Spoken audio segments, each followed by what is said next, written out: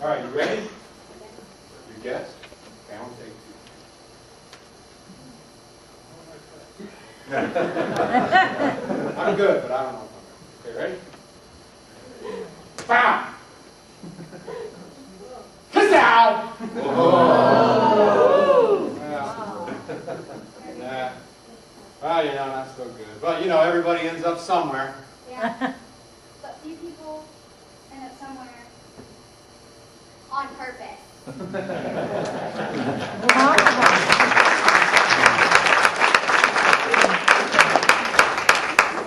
There's nothing more important than our relationship with God. That's why Jesus said, I'd rather you be hot or cold. Hot or cold? But if you're lukewarm, he says, I'll spit you out. Where there is no vision, the people perish. And that applies to our relationships. Just look at the world around us today, and you can see evidence of that.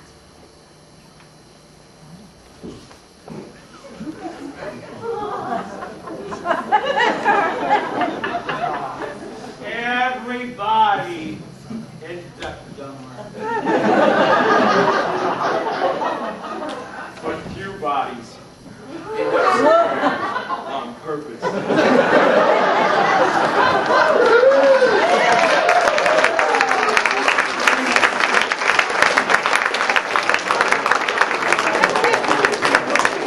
I don't know about you, but I did not need to be reminded today that everybody ends up somewhere on purpose.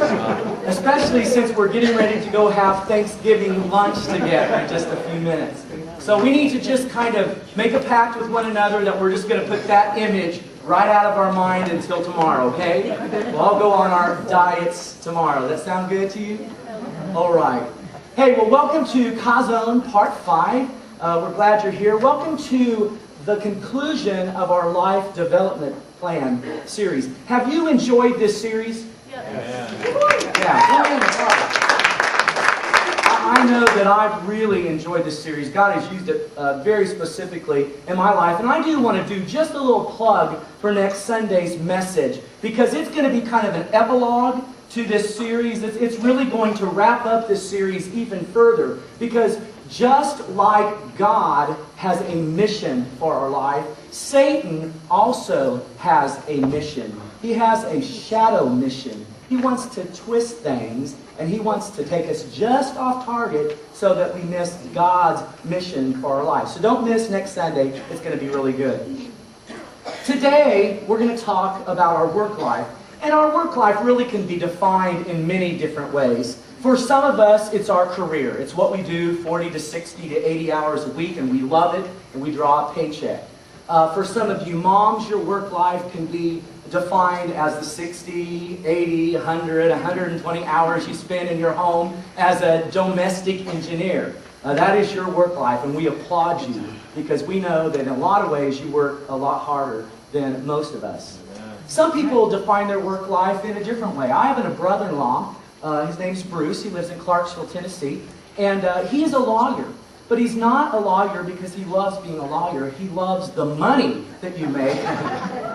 And so he takes that money and he uses it to do what he really wants to do. And he works on TV productions and sound recordings, and then he and his wife go out and do concerts. So that's kind of his work life. But for the sake of our conversation today, we're going to talk about our work life, and we're going to sum it up this way. It's what we do in those productive hours that we are away. How many of you, when you were growing up, had a dream of what you wanted to become as an adult, but now that you're a big person, you're not really living out what you dreamed about doing? Raise your hands. Almost everybody here. I know that I'm not. Probably like most little boys, the first thing that I wanted to be growing up was a professional baseball player. That's pretty good. And then after that, I wanted to be a professional tennis player. I wanted this for a long time. Andre Agassi. Woo-hoo! And then my vision was to be a rock star. And I had a I told the girls when they saw that, I said, hey, I used to have a body like that a long time ago. Notice all these guys have a lot of hair. Lots of hair. Well, after that, I wanted to become a professional wrestler, you know, kind of be a top team, since I'm kind of a strapping guy, but I never could find the right partner. You know, I just kept...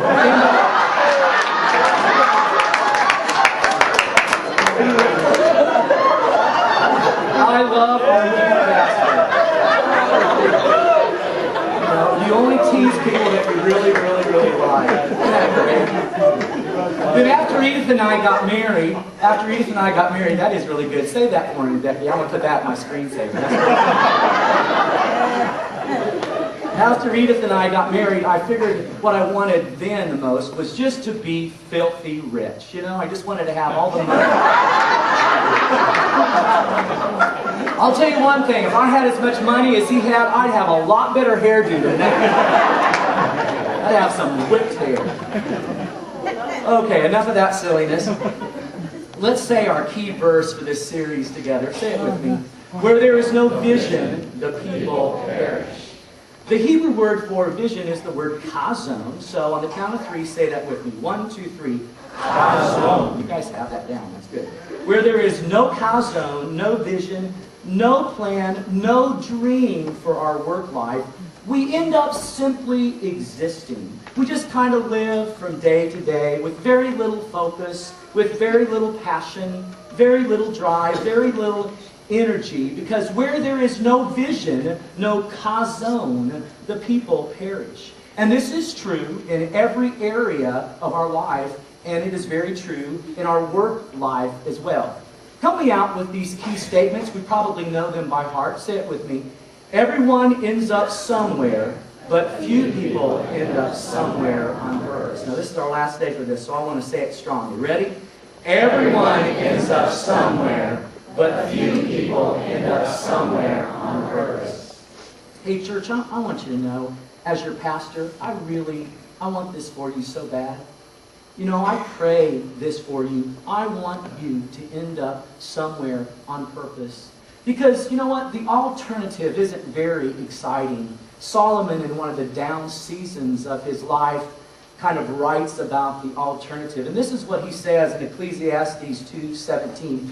Listen to these words. He says, "So I hated life, because the work that is done under the sun was grievous to me. All of it is meaningless, a chasing after the wind." That kind of attitude just makes you want to jump out of bed in the morning and hit the day running, right? Church, listen, if you're in a job right now that is grievous to you because you're not using your gifts, you're not operating in your sweet spot or that place of passion, if you do that for long enough, guess what happens? You come to a place when you say things like, life is mundane, life is boring, I'm not challenged, I'm not energized, I hate life. That's how Solomon felt during this certain low season of his life. Now, contrast that thought with this verse from Ephesians 2:10. It says, "For we are God's," what? Workmanship. Say those words with me. For we are God's workmanship. My friends, we are the workmanship of God. When God made us, He knew exactly what He was doing.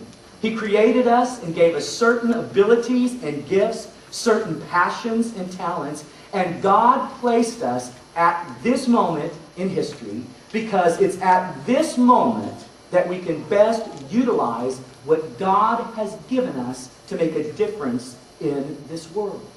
For we are God's workmanship. We ought to get up every morning